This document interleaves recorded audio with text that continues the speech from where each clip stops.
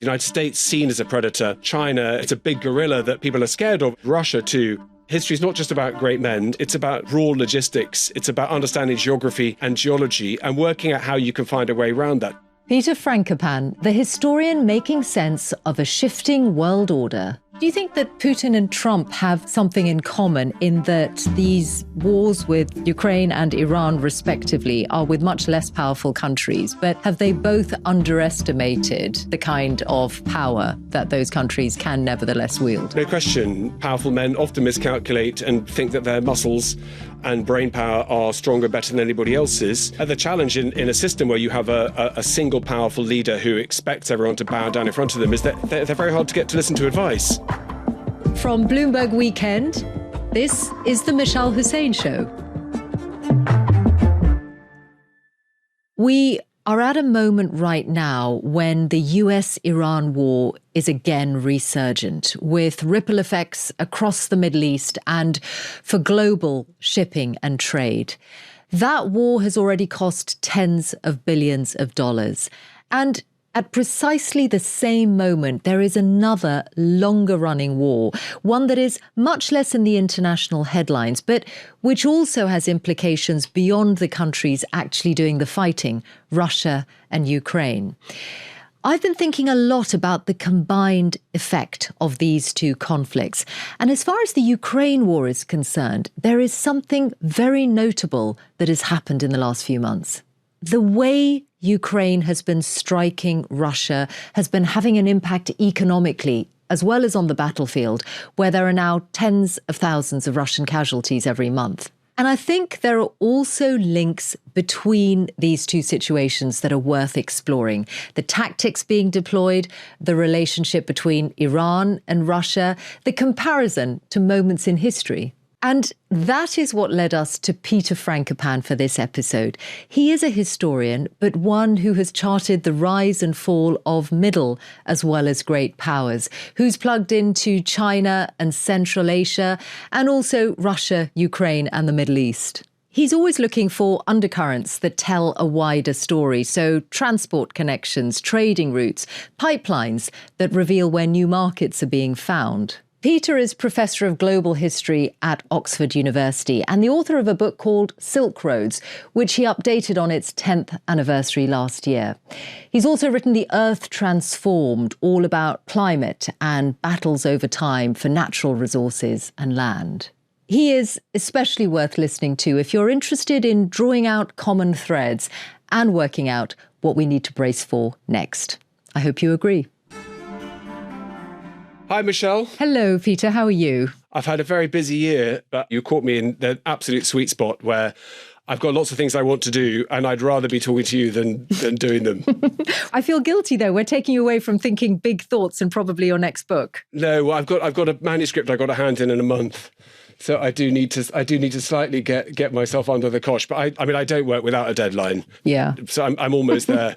Okay, well, I look forward to seeing that come out. So why don't I just start by telling you what made us reach out to you? It's essentially because your work has so often been about the links between places and people, links that surprise other people. You know, you find these connections. And right now we have an ongoing war in Russia and Ukraine, which feels like it's in a new phase. And then we have a resurgence in the war between the US and Iran. And I just wondered, when you see those two conflicts and situations, what jumps out to you? What are your observations at those two? I mean, the first one is that if you decide to fight a war of choice, it's very hard to win. If you're fighting a war of existence, then your capacity is limitless. And in that sense, slightly unlikely bedfellows, you see Ukraine doing something similar to what Iran are doing, which is you can absorb enormous amounts of military superiority, enormous amounts of pressure, political, military, all the rest of it, and you can keep on going, maybe not indefinitely, but it's quite hard to deliver a knockout blow. And, you know, Iran has been fighting since 1979 3 Cold Wars simultaneously, one with the Great Satan, as Iranians like to call it, the United States, one with the Little Satan, Israel, and with Saudi Arabia. And it's done so for 47 years with about 3% of the US defense budget. And I'm not here to tell you whether that's a good or a bad thing, but, if your job is to stay in business and to preserve regime stability, then it's amazing how far you can go. So that's the kind of major takeaway, that the United States has not been able to deliver a knockout blow to middling size, in fact, small to middling size country like Iran. And the fact that the capability to keep on going was mispriced by Washington as it was mispriced by Moscow. And what is your assessment then of the state of play between Russia and Ukraine? Because that has been the war much less in the headlines in the last few months, yet it feels that something distinct has happened in that Ukraine has been doing better than many people imagined. Well, there's no question that it's an investment, particularly in drone technology, but also in the hierarchy of the targets it's trying to hit, from Wildberry's logistical centres through to the oil refineries.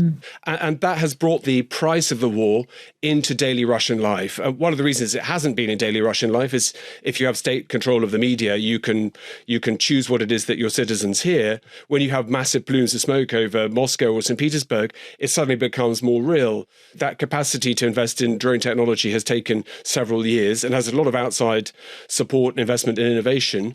I think we're saying that at a time when last year Russia took less than 1% of Ukrainian territory, probably for the cost of something like 200,000 servicemen's lives, as well as many injured. The question, I think, is what it is that gets Russia to come to the negotiating table. And that's been open to them at any point. But there's no question that the paper cuts that Ukraine are delivering to Russia are being very painful for the Russian economy as well as for citizens, and therefore credibility in the regime. And is part of that because of a link to the other war, in that Iran was a major supplier of drones and other military hardware to Russia, and then it ends up fighting a war for its own survival? Well, we've seen all sorts of smoke and mirrors. I mean, lots of noise in Russia. In fact, in the last month in particular, people like Nikolai Patrushev, who's one of the grey cardinals around Putin, very experienced, to say that Europe wants Russia to become a resource colony and this should never happen. If you look towards China, from Beijing's point of view, that's exactly what Russia has become, a resource colony where China gets metals, oil and gas at discounted prices, and in return gives support, both multilateral agencies like the UN, institutional support, but also lots of support that's meaningful for the Russian war effort. So I think you could see these echoes everywhere, but I think there's no question that Russia's challenge is to define what it is that it wants. And so far, the problem is that Putin, it's not a particular river or a city that he wants to get to. He doesn't believe that Ukraine should exist as a sovereign state, despite his famous essay on the historical unity of Russia and Ukrainians, where at the very end he says it's up to Ukrainians to choose their own future. We would never use force against Ukraine, and so on. And that, I think, is an existential question that, if you're a Russian historian, is not new to Putin, and it's not new to the last 30, 40 years. It has a long history and legacy in Russia. We're going to dig into a lot of what you've said, Peter, further as we go on in this conversation. But I'd love you to take us back in time to how your own interest in Russia in particular, but in Iran and the Middle East as well, began. You were born, I think, 1971, we're almost the same age. So I'm much older, Mishal.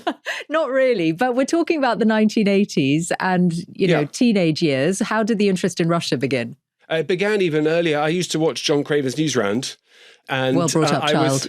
As a child, it was a TV program that I was of a generation, which I'm sure you're the same, where our parents actively discouraged us from watching TV because they thought it would corrupt us. But we were allowed to watch John Craven, who did a sort of 10-minute news bulletin at about 5 o'clock every day. And I was struck, even as an 8 or 9-year-old boy, that all the news I saw at that time was the tail end of the Vietnam War, genocide in Cambodia, SS-20 missiles being parked in Eastern Europe, pointing at us here in the United Kingdom. And to see that there were all these parts of the world that we never heard anything about in our classrooms. So the interest in Russia, or the Soviet Union as it was then, was to try to understand why it was that nuclear holocaust was expected in our lifetime, Mishal. And again, these last 30, 40 years, we've come to think that the world is all about free trade, or possibly even fair trade, but to find ways in which we can cooperate together. And I think our generation was disquieted by the fact that there was a likely moment that the Cold War would turn hot. So I wanted to understand that. And so I started reading lots of Russian literature and eventually Soviet literature too. I was very lucky to go to a school where we had a Russian teacher, and even luckier that my Russian teacher in our A-level year had gone to, I think, Kuwait for 12 months, had learnt Arabic and came back and taught a small group of us Arabic, but also about Middle Eastern cultures, including Iranian culture, including the complexities of the Middle East. So by the time I went to university, I was already looking east, and I'm fascinated in the history of Western Europe, but I didn't think I could add much. Whereas if I looked eastwards, there was a whole world waiting to be explored, and it felt to me not only interesting but important. And so I made a bet on that when I started my PhD on looking at those worlds. That by and large people thought I was mad, because if you wanted to have an academic job, it was much better to do the Tudors or Hitler, because that's what students want. And the worlds I work on are still slightly obscure. You know, for investment bankers, they'll call all of these places the rest of the world. I mean, China now has its own category, but our engagement with peoples who live to our east is pretty minimal. And even now, despite Gaza being in the news, despite the war in Iran, despite the importance of critical minerals, despite last year in April there being a war between India and Pakistan, despite this huge change across Southeast Asia in the last 20 or 30 years, apart from organizations like yours at Bloomberg, we still understand these parts of the world, not just imperfectly. We pay them very little attention, and it turns out that they are super important to our own futures. I'm going to share two things. One that is different in the way we were brought up, and one that we have in common. Because I grew up in the Middle East, we didn't have television. So I had no news, no TV news or children's programming of any kind. Although I do remember my parents talking about Cambodia and exactly the period you mentioned.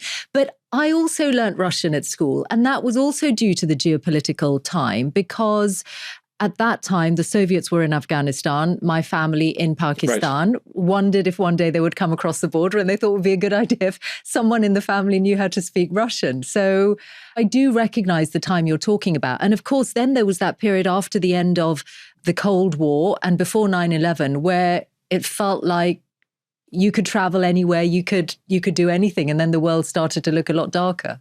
Yeah, I mean, the old saying is if you're an optimist, learn English. If you're a pessimist, learn Chinese. And if you're a realist, learn how to assemble a Kalashnikov.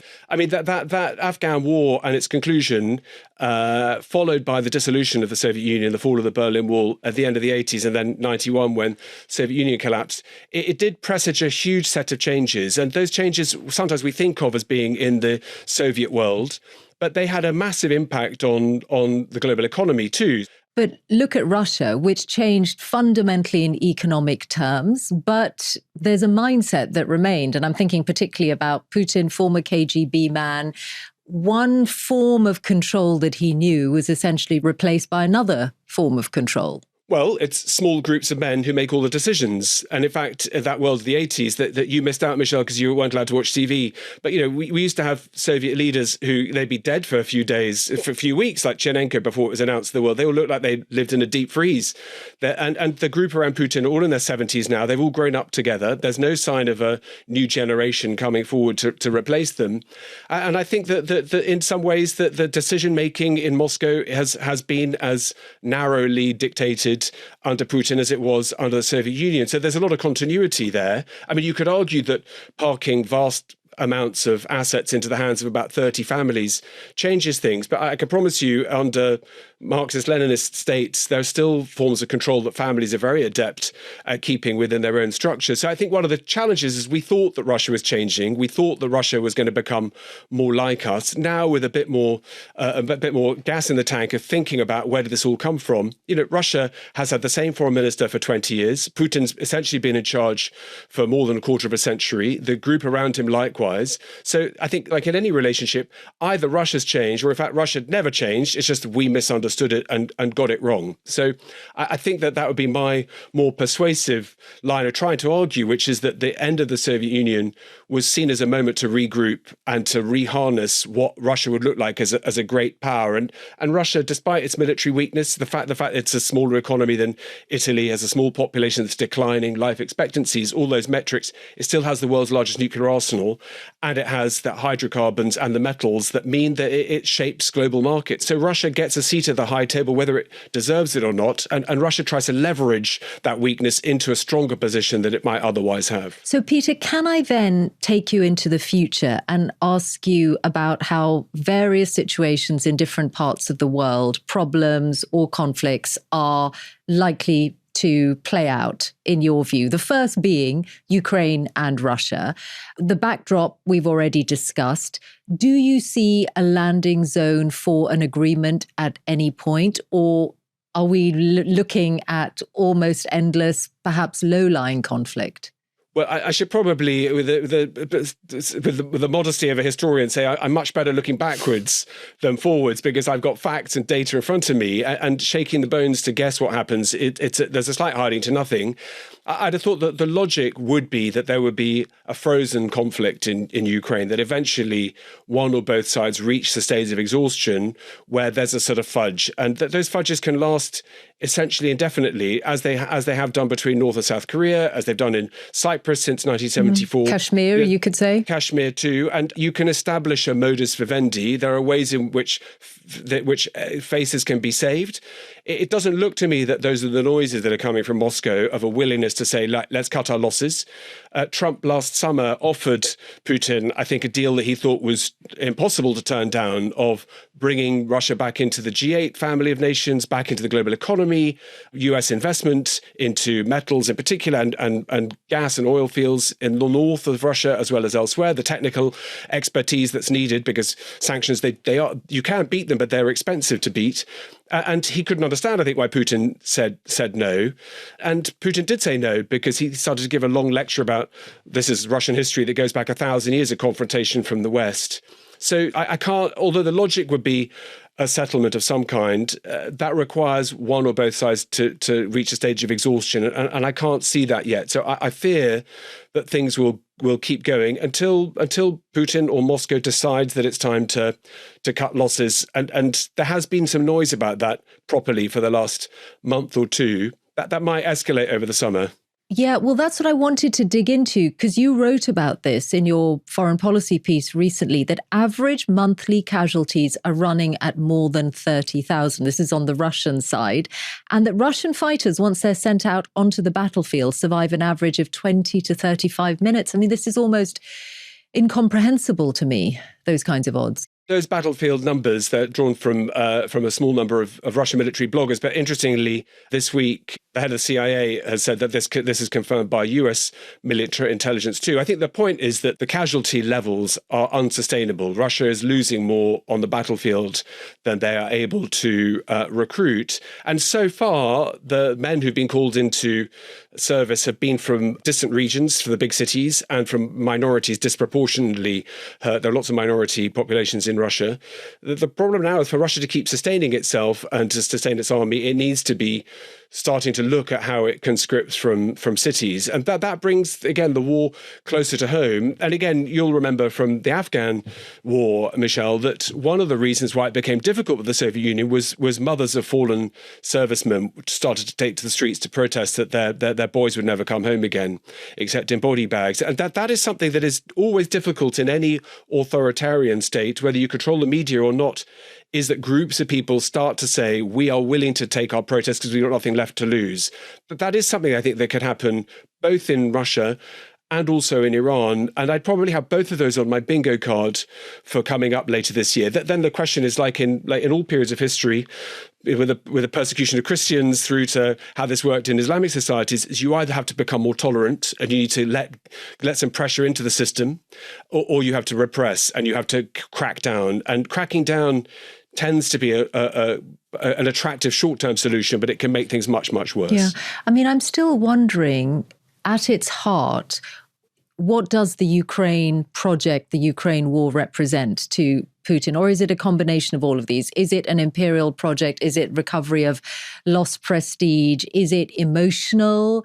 Or is it a question of his own survival? Because if he has to make a deal or end the war in Ukraine, what does that mean for his standing domestically? Yeah, it's a good question. I think it's lots of things. I think there's no question that many of us think that Putin having an existential threat or something that's badged as an existential threat is important because it justifies the means. It's a really important tool of control.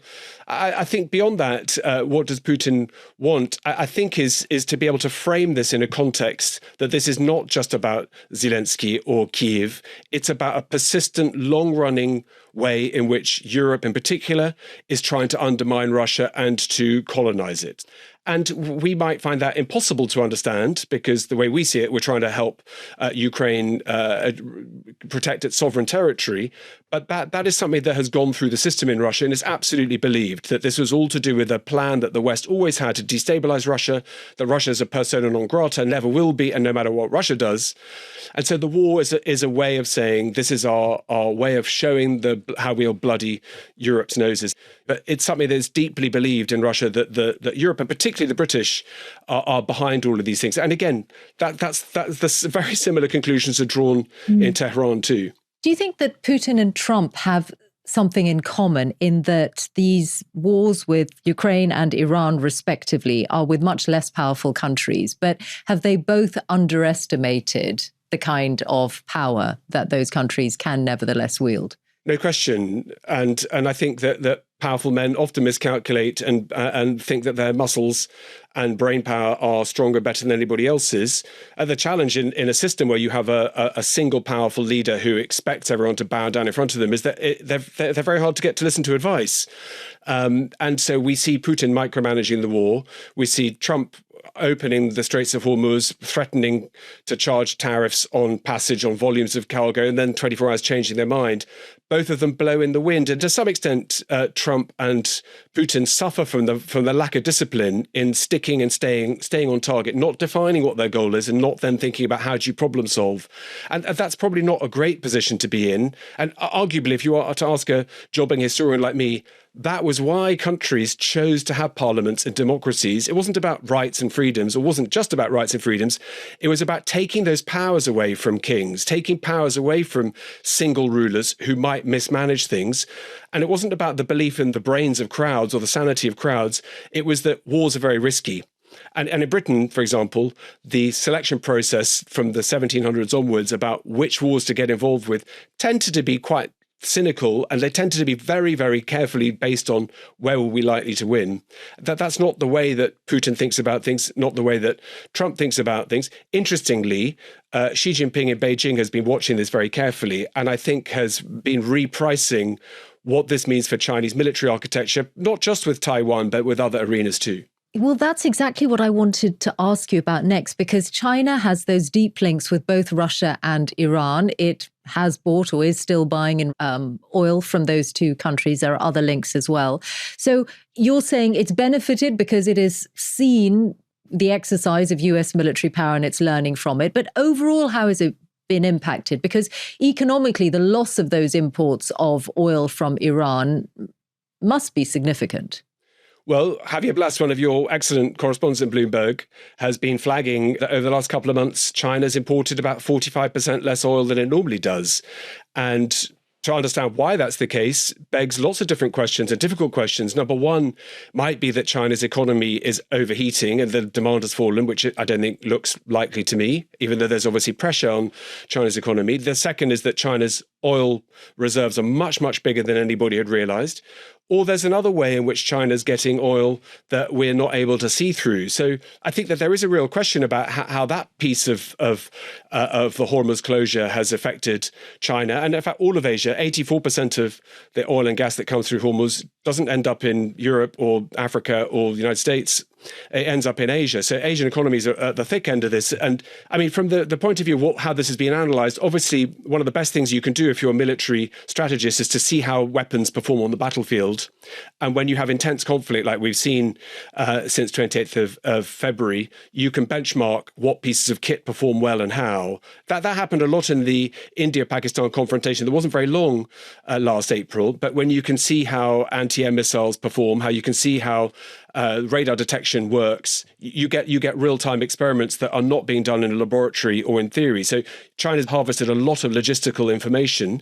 But I think there's also the question about leadership decisions on the battlefield And to see that the big player that should outnumber and outfight the smaller doesn't happen easily, I think requires a lot of thinking. And there's a lot of thinking going on in Beijing around exactly that now, that mispricing the threat of war. So how would it use that knowledge of the US? Could you imagine China making a move on Taiwan, knowing not only how the US has used military power lately, but also knowing that this war has cost a lot of money already? Pete Hegseth has put it at more than $37 billion the last few months, and is short of munitions and missiles? Well, Taiwan is a different geography. First of all, our islands have great levels of resilience, but they also have extreme vulnerability. So there are all sorts of ways in which China can make life very, very difficult in Taiwan. Taiwan, again, imports more than 95% of its fuel and about the same proportion of its water. So finding a way to strangle Taiwan or to make things difficult, all you need is one shipment of bananas that has an unusual spider or pathogen on it, and you say, look, we're going to do inspections that are going to take several weeks, and we don't have enough people to monitor and to investigate this, and it's nothing personal. Suddenly, life can become difficult. So there are ways in which, if you want to put pressure on somebody's windpipe, there are aggressive ways of doing it. And then there are slower, softer ways. I'd have thought the law of numbers in Taiwan looks to me more complicated. If China doesn't want to force the issue, despite the fact many people think that she is determined to do this and be ready to do this by 2027, there are lots of anniversaries coming up about the founding of the Communist Party, anniversaries of China, of Mao taking over mainland China. There are all sorts of ways in which pressure can be imposed. And again, because of the war in Iran, we forget that Scott Bessent in Davos in January had said that the single greatest threat to the global economy, the single greatest choke point, was on the semiconductor industry of Taiwan. There are all sorts of ways in which you can make that difficult too, and compromise. So I think that a lot depends on what kind of game it is that China wants. Well, you could also say that China, the status quo is not a bad one. There is an economic relationship that exists, and perhaps that's not such a bad status quo. Yeah, and Taiwan spends less on its defense than Trump's demanding us to spend in Europe. Taiwan typically around 2% of its GDP on defense. So, I think a lot will depend. I mean, what's interesting is if you travel around China and Taiwan and you talk to anybody under the age of 35, they really don't care about these kinds of things. So I think in the case of Taiwan, the vulnerability of the strait as a choke point is what is really important, both to China, where so much of China's import and exports come through that strait, but also to places like South Korea and Japan. About a quarter of UAE's exports and imports come through the Strait of Taiwan. So these choke points are a reminder that history is not just about great men, although it might look like that at the moment. It's about raw logistics. It's about understanding geography and geology and working out how you can find a way around that. So one of the reasons why CPEC, the China-Pakistan Economic Corridor, is such an important part for China is it provides optionality to be able to send things through to places like Gwadar in due course on the south coast of Pakistan. Not particularly well utilized at the moment, but it could be in the right or the wrong circumstances. And I think having those options is what forward strategy looks like. Gwadar is that big port that the Chinese have built on the south coast of Pakistan. It's interesting you mentioned the UAE, Peter, because I was looking at this sign of new cordiality and rapprochement between the UAE and Saudi Arabia, because those two countries, again, this is probably passed most people by because of the international climate we live in, but they've had their differences before the Iran war and through the Iran war. And I wonder what you make of relationships within the Gulf at this moment in time. Well, I'd have thought the first one is that necessity is the mother of all invention. And with Iran not just sitting as a threat, but positioning itself and thinking of itself now as a hegemon, thinks that survived the worst that the United States can throw, thinks that it's got proper ability to close and put pressure on the global economy, that means that lots of other voices are not necessarily in Iran's camp, but need to have some kind of settlement. Suddenly those differences of opinion between UAE and Saudi, Qatar, Bahrain, Oman, Kuwait and others suddenly looks that, well, how do we find a regional solution where we're all going to be part of this together? We talk a lot about China, its investment in port infrastructure and loans and so on, but other players are doing something similar. Saudi Arabia and its investment in the economy of countries like Morocco, you could see that this is a kind of Mark Carney world of middle powers trying to work out how they can all negotiate together at a time where you see a lot of big predators out in the wilderness. The United States seen as a predator in large parts of Asia. China, it's a big gorilla that people are scared of, as well as seeing their opportunities. Russia too. Iran probably on the edge of that category as well. And I think that those moving parts mean that there can be a time of consolidation of people putting their differences to one side. Well, let's draw all of this together, Peter, before you leave us, because it's a year since you wrote, just after the 12-day war between the US and Israel and Iran. You wrote at that time that the past few weeks have brought reminders of how a new world order is straining to be born. 1 year on, how do you see things? Is there a decline in US power that we're seeing play out, and what ultimately replaces it? I don't think there's a decline. I'd have thought that you could take the opposite view, which is the US, despite the chaos of what's happened, has shown that it is willing to go in and put its money where its mouth is, even in places where it said it wouldn't. The US has held its share of the global economy for the last 50 years and in terms of its innovation, its military, its cultural impact, I think it's wrong to price the US as being a declining power. But having said that, there's no question that Trump has talked a lot about BRICS. Marco Rubio has talked a lot about the global world order does not have the institutions required for the world of today and tomorrow, and that the global order is holding the United States back. But lots of these states that I work on are talking quite heavily about, could you have metals exchanges? Could you have crops exchanges where you have lots of these states that are producing rice, wheat, and so on, and to do price fixing and make rich economies like the West pay for them at inflated prices? So that sits alongside some of the new tech where most of the Chinese models are open sourced. Most of the stuff in the West trying to monetize. Those are two very, very different trajectories. So that new world order, I think I was right, that there was the strain of what that might look like. But, these states don't have huge amounts in common, but you can work together if you want to and it suits you. You are a scholar of the past, but contrary to what you said earlier, you have talked plenty about the future. So I'd love to just ask you to look even further ahead as we close to 2036. What is something underappreciated today that will be all around us and so obvious 10 years from now? I think the first thing is the impact of the El Nino system coming towards us in the next 12 to 18 months. I think that the sea surface temperatures that we're seeing in the Pacific and the Atlantic are not just abnormal, they are on a magnitude of scale beyond anything we've seen before. That will do things in terms of heat waves, wildfires, droughts, crop impacts that I think really deserve to be thought about. And that's going to create much higher levels of inequality of countries that are energy poor and food poor are going to have a tough time coming ahead. That was going to pose questions also about the global environmental and humanitarian order. When you and I, Mishal, ending up where we started, grew up, the UN had a fundamental role in humanitarian relief and disaster relief. That's receded a huge way. So one of the questions would be, when we see the next 12 and 18 months coming, what happens in stressed countries? Well, it'll be plenty of material for your future books. You've written one about the Earth being transformed and climate and the battle for natural resources. What do you think you will be writing about in 10 years' time? You'll be charting all of this and more? I'm hoping I'll have hung up my pen and I'll be sitting on a beach somewhere reading clever things that other people have written, rather than having to make my own mind run overtime. When you see the problems around energy, around food, around new global orders, I think it's an odd thing to say, but they do focus the mind. They do make you think about long-term strategy.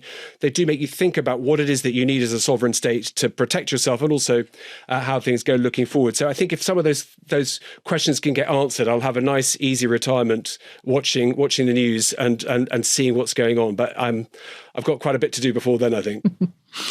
Peter Frankopan, thank you so much. Thanks for taking us around the world, back in time and into the future. Thanks so much for having me, Michelle. And that's where we left it. There is no excuse now for Peter not to get back to that manuscript. And please do have a look at my written notes at bloomberg.com/Mishal. They are always there as another dimension to these episodes. And you'll find links to the data behind what Peter and I discussed, details of his books, and a sense of what the team and I dug into before, and after the recording. Do have a look, and I'll see you here next time.